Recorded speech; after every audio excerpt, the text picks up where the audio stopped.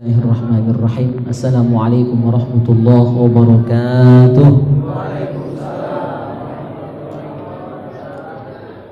Alhamdulillahi rabbil alamin. Wassalatu wassalamu ala asyrafil anbiya'i wal mursalin wa ala alihi wa sahbihi ajma'in, amma ba'du. Jamaah yang mulia, jamaah Masjid Nurul Ikhwan rahimakumullah, bil khusus para pengurus, mulai dari mengundang kami, mengajak kami untuk sama-sama kita belajar bersama di masjid ini. Pertama dan paling utama, marilah senantiasa kita bersyukur kepada Allah Subhanahu wa taala. Hingga detik ini Allah masih karuniakan kita nikmat sehat, afiat, masih hidup sampai hari ini, sampai detik ini, dan Allah karuniakan kita iman Islam yang dengan nikmat ini Allah ringankan hati kita untuk memakmurkan rumah Allah Subhanahu wa taala dengan beragam aktivitas ibadah. Salawat dan salam semoga senantiasa tercurahkan ke hariban junjungan kita Nabi Muhammad sallallahu alaihi wasallam serta keluarga, sahabat dan pengikut beliau. Kita bahas dua kitab. Yang pertama kitab Risalatul Mu'awanah. Kitab ini berisi tentang masalah tauhid, masalah akhlak atau ilmu tasawuf. Kita akan bahas masih muqaddimah dari kitab ini. Terakhir kita bahas bahwa yang hadir itu harus menyampaikan kepada yang tidak hadir tentang ilmu yang dibahas di suatu majelis. Nah, itu pesan Rasulullah SAW. Jadi kita saling ngajak, ya, saling ngajak, saling nyampaikan. Jangan pelit ilmu, jangan nak masuk surga dewe. Ya, kalau baca jangan kita dewe yang masuk surga, tapi seluruh rekan-rekan kita, kawan-kawan kita, keluarga kita, ya, seluruhnya. Ya, kita berharap semuanya masuk surga, karena surga Allah itu seluas langit dan bumi. Ya, jadi kalau dewean tak kelemahan. Contoh Nabi Adam dewean masuk surga, ya kan? Tak lemak. Akhirnya jadi diciptakanlah Ibunda Hawa. Jadi tak lemak kalau surga itu sepi. Kalau pacak kita dikumpul rame-rame seperti ini, nah nanti di surga kita pun akan berkumpul di tempat yang sama, ya, di surganya Allah Subhanahu wa taala. Jadi kita saling ngajak untuk masjid, saling ngajak untuk ikut cawisan, ya, saling sampaikan kalau kita sempat hadir karena sakit dan sebagainya, kita beritahu ini ilmu yang kita dapat dari cawisan kemarin. Kita lanjutkan. Wa qala alaihi salatu wassalam, ajwadukum ba'di rajulun 'allama ilman fanasharahu yub'atsu yaumal qiyamah ummatan wahidah. Rasul bersabda, yang paling dermawan, ya, di antara kalian itu adalah, ya, setelah aku, kata Rasul, tentu yang paling dermawan di antara kita adalah Nabi Muhammad sallallahu alaihi wasallam. Nah, tapi ada orang yang paling dermawan setelah Rasulullah sallallahu alaihi wasallam. Siapa mereka? Rajulun 'allama ilman fanasharahu. Orang yang belajar ilmu, tahu ilmu, faham suatu hukum, lantas dia fanasharahu, dia sebarkan, dia dakwahkan. Kalau bahasa sekarang, bahasa medsos itu dia share. Kata Ustaz Abdul Somad, kebetulan hadir di tengah-tengah kita hari ini. Cuma ini kawinnya, bukan yang asli, Ustaz, ya. Kata Ustaz Abdul Somad, like and share. Jadi like and share itu perintah Nabi. Cuma Nabi tidak mengucapkan kalimat like and share, tapi dengan kalimat yang lain. Apa bahasa Arabnya? Fanasharahu. Ya, dia tahu ilmu, dia paham, dia ngerti. Nah, sudah dia paham, fanasharahu, dia like and share. Ngomong, minimal kita bantu share, bantu like, ya, itu sudah termasuk orang yang ajwadukum, kata Nabi tadi, paling dermawan, ya, paling dermawan. Berarti yang dak galak share kebaikan, dak galak menyampaikan kebaikan, itu lawan dari ajwad. Berarti abkhal, orang yang paling pelit. Kayak saya sampaikan waktu Maulid Nabi kemarin, ada 3 orang yang haram masuk surga. Ya, ala kulli bakhil wa akin wa namam. Orang yang pelit. Pelit itu pelit dalam semua hal. Pelit rete, dak galak sedekah. Nah, kita sekarang sedang membangun. Inilah kesempatan kita. Ya, inilah kesempatan kita. Sekecil apapun andil kita, itu insyaallah ada manfaat. Penolong kita, bekal kita dunia akhirat. Pelit rete jangan. Pelit senyum, dak boleh juga. Rai merengut bebe, ya. Tak galak senyum. Orang ngajak senyum, kalau jatuh tersinggung orang ngajak senyum tadi, tubuh merengut. Atau reaksinya biasa be. Itu jangan. Jadi imbang, orang senyum kita senyum. Ya, walaupun ada duka di hati kita, orang ngajak senyum. Jangan sampai duka kita orang lain pun laju milu sedih pula. Pelit rete dak galak sedekah, pelit senyum dak galak senyum, pelit ilmu dak galak ngajar. Maka orang yang paling dermawan setelah Nabi adalah yang galak menebarkan kebaikan, nge-share kebaikan dimanapun dia berada. Yang kedua tadi apa? Anak durhaka, dan yang ketiga orang yang adu domba. Itu tambahan saja. Berikutnya waqala alaihi salatu wassalam, Rasul bersabda, al khalqu kulluhum yusalluna ala muallimin nas al khair hatta hitanal ma. Seluruh makhluk Allah, binatang, tumbuhan, ya, yang hewan, yang di udara, yang terbang, cak burung dan sebagainya, atau yang di darat, seluruhnya, malaikat, ya. Cuma yang rada-rada ini jin dan manusia masih diragukan ini milu apa tidak. Tapi seluruh makhluk Allah yang lain bisa dipastikan. Yusalluna, mereka senantiasa bersolawat.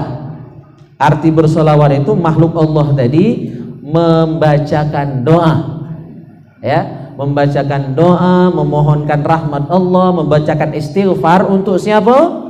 Ala muallimin nas al khair, kepada semua orang yang mengajak kebaikan, seluruh orang yang menyampaikan kebenaran, seluruh orang yang mengajarkan kebaikan, kebenaran, ilmu agama, akhlak yang baik, diajarkan, dia teladankan, minimal dia nge-share kebaikan di HP-nya, maka itu didoakan malaikat dan seluruh makhluk Allah yang lain. Hatta al-ma, hatta hitan al-ma, sampai ikan-ikan yang ada di laut, makhluk laut seluruhnya, ya, mulai dari yang paling kecil iwak teri sampai yang paling besar iwak paus, iwak hiu, mendoakan orang yang mengajarkan kebaikan. Nah, kita masuk, yang ngajar masuk, yang mengajar masuk, biar terdapat, biar masuk juga. Maka ya ada ketua tadi sibuk-sibuk nyiapkan mic, itu andilnya seluruh Pak, ya Pak Haji Supar, ya, seluruh kita yang hadir ini kakek nyampaikan di masjid ini aja ada cawisan, sehingga yang lain yang jauh-jauh datang. Ini Pak Yudi, ya, calon kasat gitu dari Setrio sana datang. Karena apa itu? Karena di share. Kalau jadwal tidak di share, kalau siaran kita tidak di live kan, mungkin yang lain tidak tahu, ya.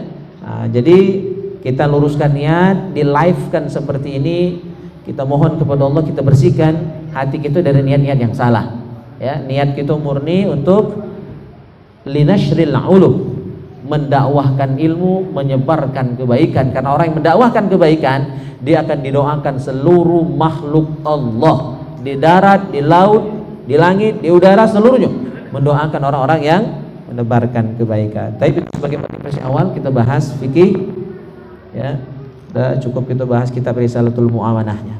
Kita bahas fikih sambungan kitab Bidayatul Maniyah tentang 500 sunnah dalam sholat. Baru kita bahas 19. Terakhir kita bahas 19. Sunnah sholat yang ke-20 adalah at-talaffuz bin niyah. At-talaffuzu bin niyah, melafazkan niat, mengucapkan niat. Dalam mazhab Syafi'i tegas, Imam Syafi'i mengatakan membaca niat, mengucapkan niat, atau kita kenal dengan usolli atau nawa, ya, hukumnya sunnah, termasuk satu dari 500 sunnah dalam sholat adalah membaca usolli.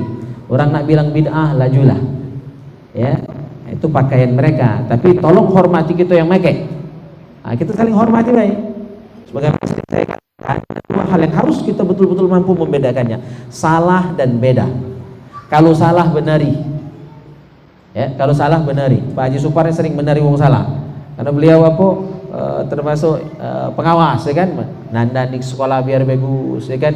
Beliau pernah palak sekolah menari guru, cara ngaji mama, ya. Menari yang salah dengan cara yang bijak kan tidak salah. Jangan dibiarkan kesalahan itu berlarut-larut. Nah, kalau salah benari dengan cara yang bijaksana. Beliau juga selaku mantan RT dulu, RT lama, ya kan. Biasa benar orang salah, orang berbentak, beributan, didamaikan, dibenari. Nah, salah benari. Yang kedua, beda. Kalau beda, hargai. Nah, usolli tak usolli itu beda, bukan salah. Berarti hargai. Kunut tak kunut itu beda, bukan salah, hargai. Yang salah yang tak sembahyang, ya kan? Jangan salah dalam menyalahkan. Nah, kita harus bijak dalam beragama, jangan mencaci maki orang yang beda paham dengan kita. Seluruhnya orang Islam, asal dia masih nyembah Allah, caranya beda-beda dikit, kita hargai. Ketika perbedaan itu masih dalam ruang lingkup perbedaan yang bisa dibenarkan, ya. Baik, jadi sepakat dalam mazhab Syafi'i niat itu hukumnya dilapaskan sunnah, tapi niatnya sendiri itu wajib. Yang wajib yang mana? Niat yang di dalam hati. Nah, maka makna niat itu adalah qasdus syai' muqtaranan bi fi'lih. Berniat menyengaja hendak melakukan sesuatu langsung dikerjakan, diberangkan. Niat langsung dikerjakan. Maka kalau sholat ketika takbiratul ihram, Allahu Akbar, mulut ucap takbir, tangan ngangkat, ya, dan hati kita tiga ini sekaligus. Jadi serasi ucapan, takbir, ya, tangan, perbuatan ngangkat, dan niat dalam hati, masang niat dalam hati. Itulah namanya muqaranah. Nah, dari tiga ini yang wajib, yang dalam hati tadi. Ya, niat dalam hati itu yang wajib. Yang usolli dan sebagainya itu hanya sunnah. Baca usolli sunnah, ngangkat tangan sunnah. Jadi seandainya orang hanya yang ngucap takbir, Allahu Akbar, ya, tapi tidak ngangkat tangan misalnya, atau tidak bersedekap, sholatnya tetap sah. Karena niat itu yang di dalam hati. Ya, jadi niat dalam hati, takbir itu wajib, terus ngangkat tangan ini sunnah, bersedekap itu sunnah.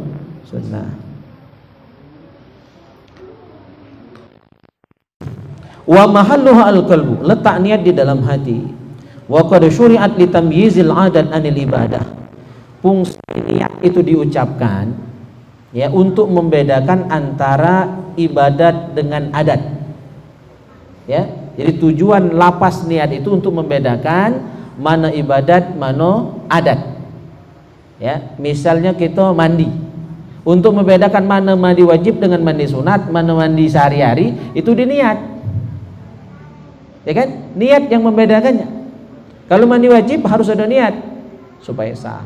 Mandi sunnah harus ada niat supaya dapat pahala Nah, kalau mandi sehari-hari, mandi biasa, nak ke kantor, nak mantang, itu tidak perlu niat. Ya. Jadi tujuan niat tadi untuk bisa dibedakan. Kalau misalnya dia mandi wajib, atau mandi cuma sekedar untuk menyegarkan badan, untuk bersih-bersih saja, atau tujuan lain. Nah, sholat ngapa pakai usolli, ngapa pakai niat, itu untuk bisa membedakan. Karena sholat itu banyak. Yang wajib saja 5 waktu. Mana bedakannya? Ini zuhur, ini asar, dan lain sebagainya. Di niat bedakannya. Bedanya hanya di niat. Untuk juga membedakan mana sholat wajib, mana sholat sunnah. Kalau wajib sebut wajib, kalau sunnah sebut sunnah dalam niat. Jadi niat itu dilaksanakan untuk bisa membedakan mana ibadah wajib, mana ibadah sunnah, mana ibadat, mana kebiasaan sehari-hari saja. Ya.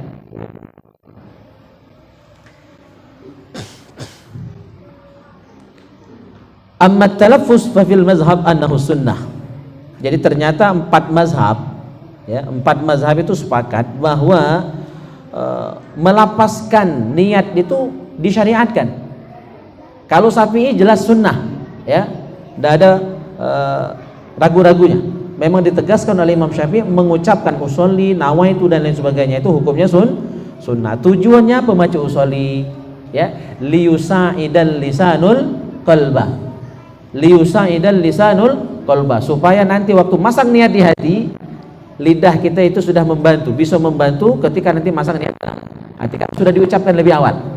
Sholli fardul isya'i, ya, 4 raka'atin mustaqbilal kiblati, adaan imaman atau ma'muman lillahi ta'ala. Nah, itu sudah diucapkan di awal. Ketika kita nanti takbir Allahu Akbar, dalam takbir tadi kita masang niat, sengaja isya' 4 rakaat, ya, atau jadi imam karena Allah. Karena sudah diucapkan di awal, nanti waktu masang niat di takbir agak lebih mudah. Itu tujuannya. Ya, maka dalam mazhab Syafi'i sepakat niat dilapaskan sunnah. Nah, 4 mazhab, bagaimana pandangan 4 mazhab? Ya, apa cuma Imam Syafi'i? Apa cuma mazhab Syafi'i yang mengamalkan baca usuli dan nawaitu? Ternyata di kitab ini di halaman 25 disebutkan oleh Dr. Luqman Al-Hakim Sano, dan karena beliau alumni sana juga, Al-Azhar University. Apa kata beliau? Bahwa melapaskan niat ini adalah pendapat mayoritas ulama. Beliau katakan, anna istihbabat talaffuz bin niyah huwa mazhabul jumhur. Pendapat mayoritas ulama. Jadi yang mengatakan melapaskan niat itu bid'ah justru bukan pendapat mayoritas. Ini pendapat minoritas, pendapat sebagian kecil orang, tapi di follow up, disebarkan kemana-mana seolah ini pendapat yang paling benar. Ya, gitu. Jadi justru yang pakai lapas niat membaca usuli dan nawaitu adalah pendapat paling kaum muslimin sedunia. Nah, di antaranya faqad zahaba ilaihi Syafi'iyah wa huwa al-mu'tamad indal Hanifiyah, ya, bahwa Imam Syafi'i menegaskan hukumnya sunnah. Dalam mazhab Hanafi juga sunnah. Lah dua mazhab mensunahkan baca usolli, Syafi'i dan Hanafi. Wal Hanabilah mazhab Hambali. 3 mazhab. Tinggal terakhir mazhab Maliki. Ammal Malikiyah fattalaffuzu indahum jaizun. Adapun mazhab Maliki melafazkan niat, baca nawaitu, baca usolli, hukumnya boleh. Jadi dari 4 mazhab berarti ada 2 macam. 3 mazhab Syafi'i, Hanafi, Hambali menyatakan sunnah. 3 mazhab sunnah. Mazhab Maliki yang keempat menyatakan jaiz. Arti jaiz boleh. Boleh itu di bawah sunnah urutannya. Boleh. Berarti ada 4 mazhab yang bilang haram baca usolli? Tidak ada. Ada yang bilang bid'ah? Tidak ada. Kecuali pendapat sebagian kecil. Dan itu termasuk pendapat yang syaz. Arti syaz itu pendapat memang ada tapi agak aneh, agak nyemelu, keluar dari kesepakatan mayoritas ulama. Memang ada, tapi ini pendapat syaz.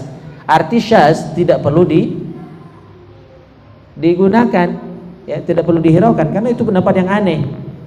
Nah, tapi sekarang kita yang baca usolli justru dianggap aneh oleh orang. Dianggap bid'ah, sesat, ya, haram, dosa, pecah dosa besarnya kita baca usolli, padahal tidak. Jadi jelas ya, yang baca usolli itu 4 mazhab. 3 mazhab menyatakan sunnah, 1 mazhab yaitu Maliki menyatakan jaiz atau boleh hukum baca usolli. Nah, tetapi untuk mazhab Maliki dia hanya pada waktu tertentu saja. Wala yustahabu illa fi haqqil muwaswis. Hanya diperkenankan baca usolli itu bagi orang yang was-was. Yang was-was ini ragu-ragu, kalau tak baca usolli niat tak masuk waktu takbir kaki. Nah, khusus orang yang ini maka dia disunahkan, bukan hanya boleh. Sunnah dia baca usolli menurut mazhab Maliki. Ya. Jelas itu? Terus sering juga dikatakan bahwa melafazkan itu tidak kata dalil katanya. Hanya macam-macam ulama. Kita cek di kitab ini di halaman 26 dan 27 disebutkan semua dalilnya. Ya. Yang pertama hadisnya adalah hadis riwayat Anas bin Malik. Anna Rasulullah sallallahu alaihi wasallam qala labbaik umratan wa hajjan. Nah, ini lapas niat haji dan umrohnya Rasulullah. Jadi Rasulullah melapaskan niat haji dan umrohnya. Labbaik, ya, umratan wa hajjan. Ya Allah, kami datang kepadamu, kami menghadap kepadamu untuk melaksanakan haji dan umroh. Lapas ini tegas disebutkan Nabi ketika kendaraan beliau mulai berjalan, mulai bergerak, onta beliau mulai berangkat. Itu waktu melapaskan niat. Jelas? Lapas haji dan umroh Rasul diucapkan. Hadis pertama. Hadis kedua riwayat Aisyah radhiyallahu an. Jadi tidak benar kalau orang bilang maca nawaitu, maca usolli itu dekati hadisnya. Kurang referensi saja. Hadis kedua, dakhala alayya an-nabiy sallallahu alaihi wasallam zata yaumin faqala hal indakum syai' faqulna la qala fa inni idzan sha'ib. Rasulullah pulang ke rumah, masuk ke rumah istri beliau Aisyah, nanya ada makanan apa tidak? Kata Aisyah, tidak ada makanan yang pacak dimakan hari ini. Jadi ibu-ibu jangan heran, ya, jangan puluh sedih kalau kadang-kadang buntu, suami ngasih belanja dikit atau tak katik, sabar baik. Nabi udah lama itu. Aisyah itu sabar, Siti Aisyah istri Rasulullah itu pernah berbulan-bulan dapurnya tak berasap, tak masak, yang dimakan cuma kurma sama air minum, air zam-zam beberapa teguk. Sabar beliau menjadi istri Rasulullah SAW. Ya, nah, apa yang beliau lakukan? Karena udah ada yang dimakan, ya, fa inni idzan shaim, tidak marah dengan bini. Beliau berkata, kalau mah itu aku puasa hari ini. Nah, fa inni idzan shaim itu nah, tapi untuk paham hal ini kan butuh kecerdasan. Nah, ulama memahami ini sebagai bentuk pelapasan niat versi Rasulullah SAW. Hadis kedua, Jabir bin Abdullah radhiyallahu anhu, beliau berkata, syahidtu ma'a Rasulillah sallallahu alaihi wasallam al-adha bil musalli. Aku Idul Adha bersama Rasulullah sallallahu alaihi wasallam.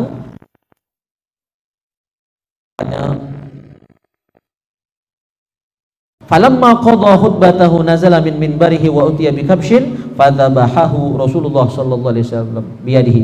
Ketika Rasulullah sudah selesai khutbah, sudah salat, sudah khutbah, beliau turun dari mimbar, lalu beliau membawa seekor kibas untuk beliau sembelih dengan tangannya sendiri. Dan sebelum menyembelih Rasulullah berkata, wa qala bismillahi wallahu akbar. Kurban.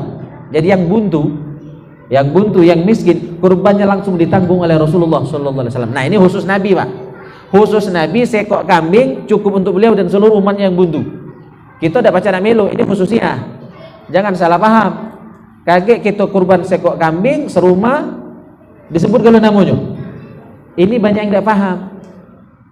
Karena ada hadis itu yang berlaku secara umum, Bapak Ibu hadirin yang mulia, ada yang berlaku hanya khusus untuk Rasulullah sallallahu alaihi wasallam. Contoh lain, berbini lebih dari 4, itu khusus Nabi. Kalau kita ini sih kok lagi tak habis, ya, 40, ribut. Ini hadis ketiga yang menjelaskan bahwa 3 atau keempat itu 4 sudah, ya, 3. Ya, hadis ketiga menjelaskan bahwa Rasulullah melapaskan niat. Nah, dari 3 hadis ini tentang haji, tentang puasa, tentang kurban, apa kesimpulan ulama? Yang kita ambil kesimpulan ulama atau kesimpulan ulama? Kalau kita berobat, percaya dengan dokter atau dengan yang bukan dokter, yang kasih resep? Kan dengan dokter. Kita serahkan sesuatu kepada ahlinya. Ahli ilmu ya ulama, ahli kesehatan ya dokter. Ya, harus diserahkan kepada ahlinya masing-masing. Untuk bidang keamanan kita serahkan ke Pak Kasat, ya. Untuk ceramah Ustadz Abdul Somad ada galau di sini. Untuk menyelesaikan bangunan masjid udah John Nado kan, Pak Raswan siap, ya. Pak Rahmat siap juga nyumbang. Tadi aku baca ada namanya. Alhamdulillah. Andil kita ada. Ya kan? Mana aku siap pakai peci hijau nih, ya? Kiriman dari Nanda Nafri. Kita siap kan? Nah, yang kita ambil kesimpulan ulama, Pak. Jadi siapapun nak ngomong koar-koar, berarti landasan cuek ke baik. Ya. Yang kita ambil itu bukan benar, tapi benar idanya dan landasannya. Nah, hadisnya 3. Jadi tidak benar kalau ada yang ngomong usoli dekati hadisnya, dekati dalil. Itu keliru. Kesimpulan ulama saya bacakan. Wa naro fi hadhil ahadits, ya, supaya saya tidak dianggap berbicara bohong, ya, nak menang dewek dah. Nah, kalau yang paham bahasa Arab terjemahkanlah dewek. Nah, yang tidak paham saya bantu dikit terjemahnya. Wa naro fi hadhil ahadits, kami berpendapat, kata ulama, berdasarkan hadis-hadis ini yang 3 tadi, anna Nabi sallallahu alaihi wasallam, bahwa Nabi Muhammad sallallahu alaihi wasallam, qad, sesungguhnya beliau, benar-benar, itu karena qad harfu tahqiq, berarti tidak main-main, sungguh benar Nabi itu talaffazo, ya, umrati wa fis siyami udhiyati. Berdasarkan 3 hadis ini, ulama sampai pada kesimpulan bahwa Nabi benar-benar sungguh-sungguh telah melafazkan talaffazo, telah melafazkan niat waktu beliau haji. Kurban, 4 ibadah dicontohkan Nabi melafazkan niat.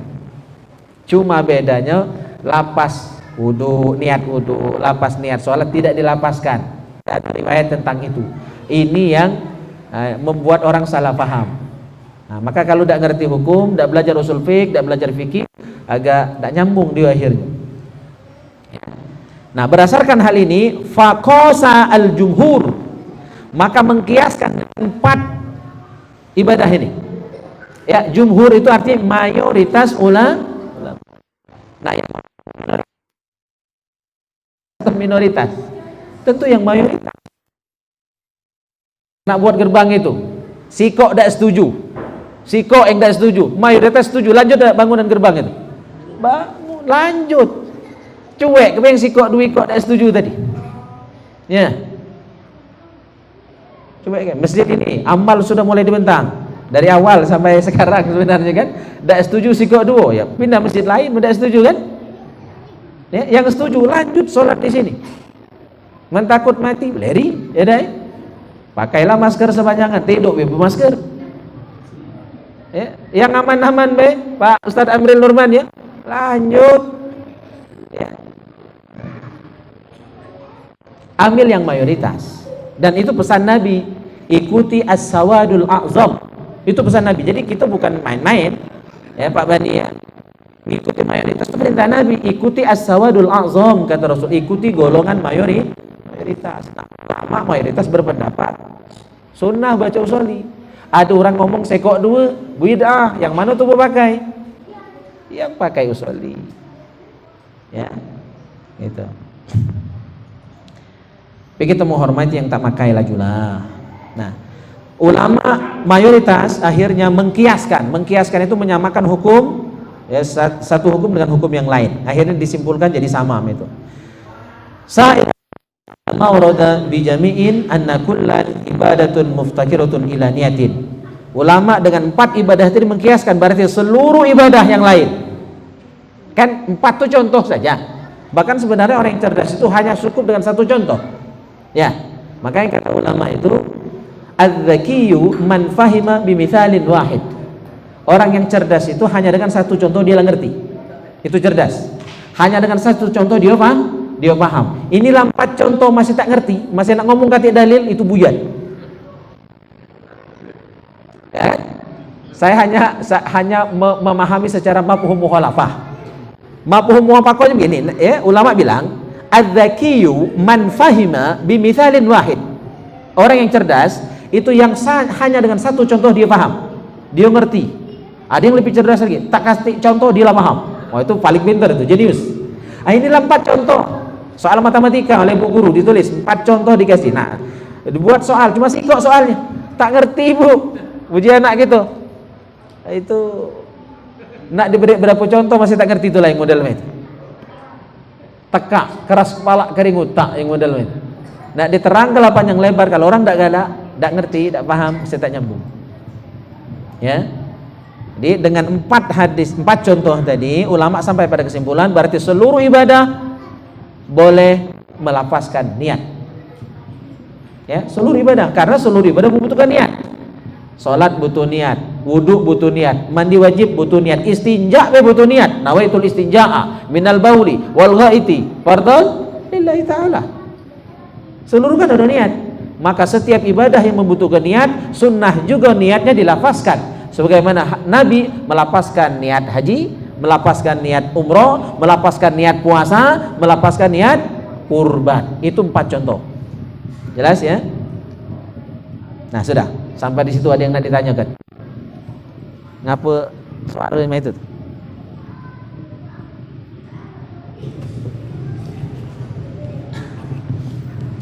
Ada pertanyaan?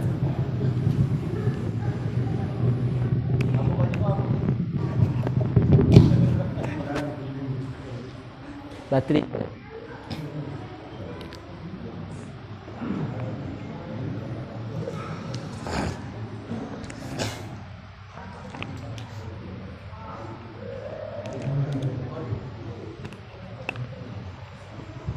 Ya.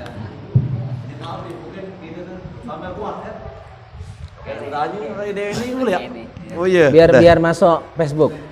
Bismillahirrahmanirrahim. Assalamualaikum warahmatullahi wabarakatuh. Kan Ustaz Tahar, terima kasih kesempatannya yang diberikan kepada kami jamaah untuk bertanya. Jadi pertanyaannya langsung saya Ustaz.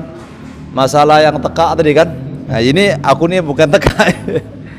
Mungkin kita tambah kuat maksudnya ini tak kan? Ya. Dengan mungkin ada apa mungkin Ustaz pernah dengar karena guru Ustaz tuh ya banyak kan. Jadi gini, mungkin ada hadis atau perbuatan Rasulullah masalah pelapasan niat tadi kan. Ada sahabat dengar, jadi ada memang dia dengar Nabi Muhammad SAW itu melapaskan niat. Ada hadisnya itu kan? Kalau tadi ana 3 tapi perbuatannya menurut aku nih kan, analisa anak-anak muridmu ini. Jadi pertama masalah kurban, haji tadi kan. Tapi masalah aku di bidang sholat, apakah ada hadisnya itu kan? Nah, itu kan. Jadi kita ini tambah kuat. Kadang itu kan, walaupun sudah kuat kan. Terima kasih. Assalamualaikum warahmatullahi wabarakatuh. Waalaikumsalam. Ya, jadi yang kita bahas ini memperkuat yang biasa pakai usolli. Tapi kita tidak mencela yang tak pakai usolli. Ya, karena dua-duanya benar. Yang penting sembahyang. Itu. Nah, inilah pentingnya kita memahami dalil, memahami dan mempelajari ilmu usulul fikih. Bahwa dalil itu bukan hanya Quran, bukan hanya hadis, tapi ada dalil lain yang namanya ijma' dan qiyas. Nah, dalil tentang pembacaan usolli dan nawaitu dalilnya qiyas. Jelas ya? Dalilnya qiyas. Kalau nak dicari hadis Nabi maca usolli, Nabi maca nawaitu selain 4 ibadah tadi, dak kate. Dak kan? Dak kate. Nah, inilah orang yang sering salah paham. Maka ilmu itu belajarnya tuntas. Ya, jangan cuma nyingok Quran nyingok Quran hadis. Belajar juga ilmu lain. Maka minimal ada 4 sumber hukum dalam Islam dan 4-empatnya sepakat ulama sedunia menggunakan 4 sumber ini, yaitu Al-Quran, Al-Hadis, Al-Ijma' wal Qiyas. Nah, dalil menggunakan usolli dan nawaitu adalah qiyas. Nah, qiyas itu akan kuat ya ketika qiyas tadi ada sandaran dalil primernya, ada sandaran dari Al-Quran dan hadis. Nah, tadi hadisnya 3. Itu sudah lebih dari cukup. 1 hadis saja yang dijadikan landasan dalam mengkiaskan suatu amalan itu sudah kuat. Nah, kalau orang tidak paham ilmu usul fikih, tidak akan terima penjelasan kita. Karena dia nak minta hadis itulah. Setahu dia dalil cuma hadis. Setahu dia dalil cuma Al-Quran. Nah, ini perlu diluruskan. Ya, maka dengan orang seperti itu kita tidak bisa berdebat. Kalah tuh lagi tuh, karena dia nak minta hadis. Lah diterangkan dalil bukan cuma hadis, dia tidak akan nyambung. Kan gitu, paham ya? Itu balik ke yang tadi. Orang yang pintar itu hanya dengan 1 contoh dia udah paham. Ya, ini 4 contoh masih tak paham. Nah, mana kalau dewe? Berarti belum pintar. Nah, jadi standar dalilnya qiyas. Jadi jangan kita jawab dengan hadis secara pasti, secara langsung bahwa Nabi baca usolli, tidak ada hadisnya. Nah, ini yang kadang dijadikan pelor orang untuk ngenyakkan kita, nyalakan kita yang tidak baca usolli. Tapi dia harus tahu bahwa dalil bukan cuma Al-Quran, bahwa dalil bukan cuma hadis, tapi ada ijma, ada qiyas. Ya, dan ini pendapat mayoritas ulama. Seandainya pendapat ini salah, seandainya membaca nawaitu salah, membaca nawai usolli itu salah, maka yang kita salahkan adalah ulama sekaliber imam mujtahid, selevel Imam Syafi'i. Berani kita menyalahkan beliau? Salah kita atau salah dia? Ya, gitu. Jadi kurang adab kita ketika kita mengkritisi sesuatu yang bukan wewenang gitu. Ya, awak berobat, diberi resep oleh dokternya, lah ya dokter. Mana nak sembuh? Cayo lagi tak? Apalagi nak nebusnya kabotik kan? Iya. Ya. Masih? Cukup? Ya, silakan.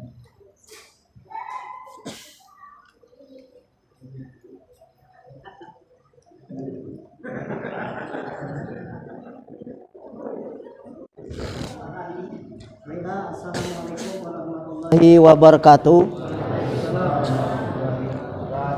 Bapak Ibu yang saya hormati, tadi sudah kita dengarkan tentang lapas ya. Kalau niat jelas di hati kita ya. Tapi lapas itu memang untuk sholat itu memang kita harus ucapkan supaya lebih mantap ya, sesuai dengan tergantung masing-masing kan.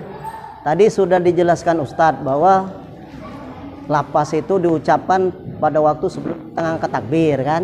Nah sebaiknya atau abdolnya itu mengucapkan baru maghrib pada waktu kita sebelum ngangkat tangan atau pada waktu hampir makrona atau bagaimana itu? Yang abdolnya ya menurut ya, di kitab disebutkan kapan waktu membaca usolli itu min kubailit takbir, sebelum mengucap takbir. Artinya antara usolli dengan takbir itu tidak lama.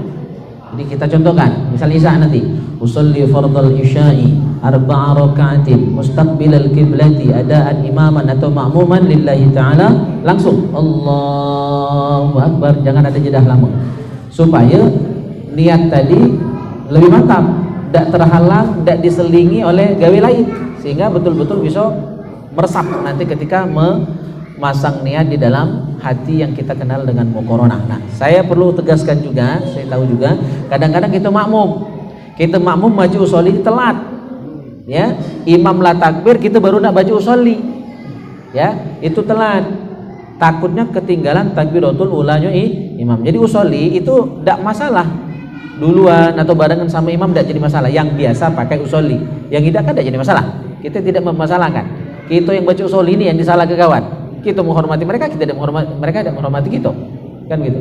Nah untuk makmum supaya tidak ketinggalan takbiratul ulanya imam, baca usolli, pokoknya sejak berdiri itu siap-siaplah baca usolli, tidak usah gawe lain ya, biar nanti pas niat bisa fokus ketika muqaranah itu, jangan kelametan ya. Oke ya Pak Haji ya. Jadi abdolnya jangan jedah lama antara usolli dan takbir. Oke, cukup mungkin ya, sudah tiba waktu isya. Kita akhiri ta'lim kita, cawisan kita dengan doa kafaratul majlis. Subhanakallahumma wa bihamdika asyhadu an la ilaha illa anta astaghfiruka wa atubu ilaik. Wassalamualaikum warahmatullahi wabarakatuh.